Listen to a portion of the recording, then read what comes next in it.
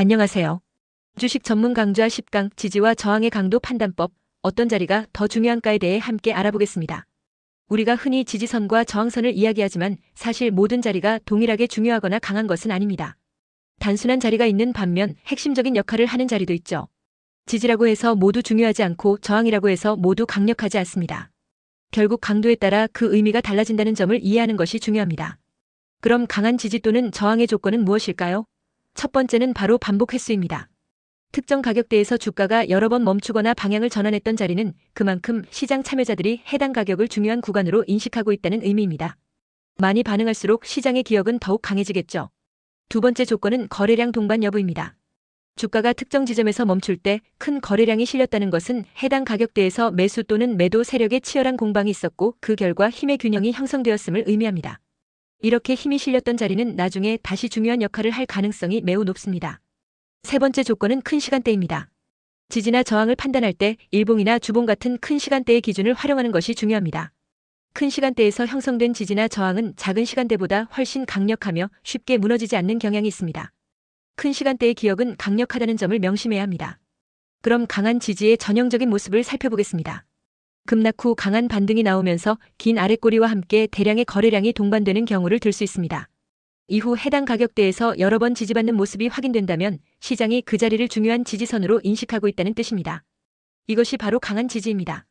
반대로 강한 저항의 전형적인 모습은 급등 후 강한 반락이 나오면서 긴 윗꼬리와 함께 거래량이 크게 터지는 경우입니다. 이후 해당 가격대에서 주가가 여러 번 상승을 막히는 모습을 보인다면 시장이 그 자리를 중요한 저항선으로 경계하고 있다는 의미입니다. 이것이 강한 저항의 특징입니다. 반면 약한 지지와 저항은 어떤 특징을 가질까요? 첫째, 단발성입니다. 한 번만 반응하고 다시는 중요한 역할을 하지 않는 경우가 많죠. 둘째, 무관심입니다. 거래량이 거의 없이 주가가 움직이는 자리나 셋째, 작은 규모, 즉 작은 시간대에서만 잠시 형성된 지지나 저항은 쉽게 깨지는 경향이 있습니다. 그럼 강도를 판단하는 실전 체크리스트를 정리해 볼까요? 세 가지 질문에 답해 보세요. 첫째, 해당 가격대에서 몇 번 반응했는가? 둘째, 거래량이 동반되었는가?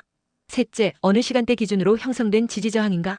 이 세 가지 질문 중 2개 이상에 해당한다면 그 지지저항은 강하다고 판단할 수 있습니다.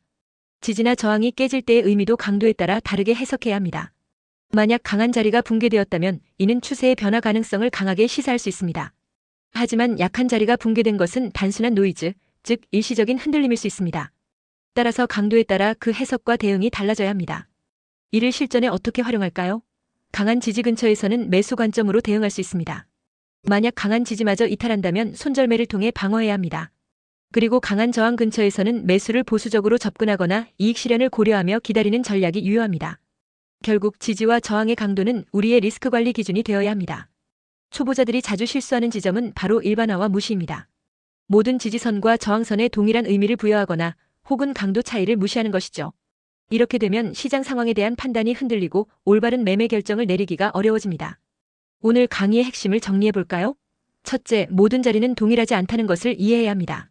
둘째, 반복 횟수, 거래량, 그리고 시간대를 통해 지지저항의 강도를 확인해야 합니다. 셋째, 강한 자리를 매매의 기준으로 삼아야 하며 마지막으로 강도는 우리의 대응, 즉 리스크 관리의 기준이 된다는 점을 기억하시기 바랍니다. 다음 강의인 11강에서는 추세란 무엇인가에 대해 알아보겠습니다. 방향은 이렇게 만들어진다는 주제로 더 깊이 있는 내용을 다룰 예정이니 많은 기대 부탁드립니다.